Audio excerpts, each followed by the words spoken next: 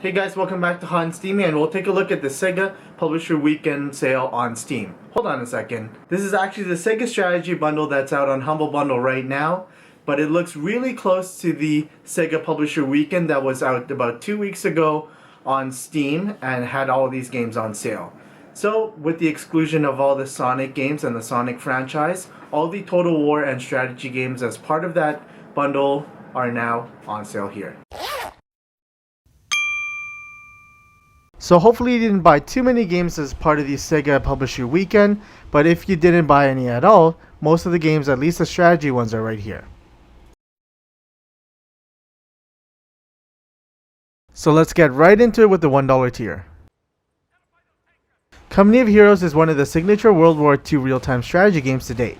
Released in 2006, you play numerous World War II campaigns and scenarios from D-Day to the Flay's Pocket.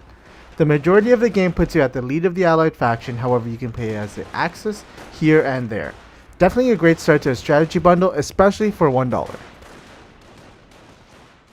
So we have Warhammer 40,000 Dawn of War collection, and it's obviously an RTS as you can tell by the Of War name. I'm big for having the collection of a series that I like, and if you're into the Warhammer Dawn of War series, I suggest getting the Beat the Average tier since that has the sequel in there.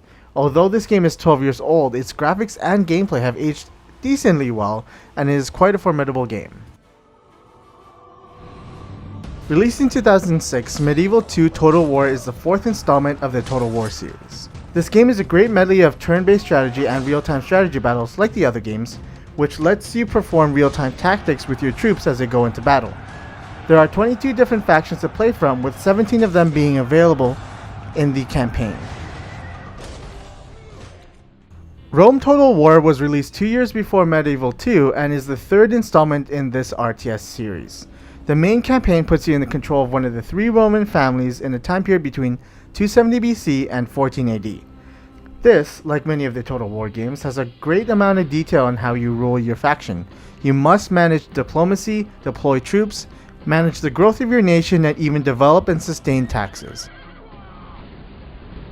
Now, in my opinion, this is the highlight of the $1 tier. I grew up playing the Sega Genesis, and there are games that I've held close to home. I've never heard of Gain Ground or played it, but it looks like a fun old school battle game. Shining Force 1 and 2 are some of the greatest tactical RPGs I've ever played. I would have played Shining Force 1 more if my friend didn't break it, but I've played the second one 15 times over. Columns is a puzzle game that I've enjoyed quite a bit as a kid as well. You simply match 3 or more gems, but you can switch the locations of the 3 gems that drop. Pair that with the multiplayer and battle mode and you get quite a bit of a thrill with a couple friends. It seems that they've caught on to the fact that people were even using this even though they're already subs, so this is supposedly for only new subscribers. Now, I was about to purchase this during the Sega Publisher sale for about $4.50. Now it's part of the Beat the Average tier, which is sitting around $5.50 or $6 at the time of this video. I personally played this on the PS3, and just for the sake of being able to play it on my PC, I was going to buy it. This is an amazing strategy RPG that has almost a third-person shooter element to it. You move your characters based on their move range and attack using their given weapon. It sounds odd, but it's really well executed and makes it really worth it. A follow-up to the successful Warhammer 40,000 Dawn of War, Dawn of War 2 took the game in a slightly different direction, but kept a good amount of the enjoyable gameplay intact. You no longer are able to build bases like you could, which is a huge part of strategy RPGs, but they took elements of action RPGs to make a great evolution to the series and genre. It's great to have both and try them as there are some differences. So the draft is coming up in a couple months, and you think you've got what it takes? You a star at DraftKings, fantasy leagues, and you want to prove your worth? Pick up Eastside Hockey Manager to emulate what it's like to be a coach and manager. So this game wasn't exactly popular, and there hasn't been an iteration of this game since 2005, but it's pretty much an adaptation of Football Manager 2015 except for hockey. Which can't be a bad thing, but it's going against the NHL series made by EA, which actually has something just like this incorporated into it, as well as the core gameplay, so it's a little lackluster. Oh, Shogun 2. Too many people I know have sunk tons of hours into this game. Why? Because it's an amazing turn-based and real-time strategy game, just like the rest of the Total War games. However, this is the one that stands out to me the most. I know you're probably thinking maybe it's because of Samurai, which does help, but the original Shogun is what started the Total War series in the first place. This game brought a refinement to the series, meanwhile capturing the essence of the original title. So you think you're a Draft King? You think you're a... Okay, you're probably sick of that joke already. The Football Manager series has received high praise and is a yearly series that continues to sell well. Essentially, you can pick and choose players from various clubs to be part of your team. Also, they've introduced a fantasy draft mode, which is what we all know and love, and this can be done online.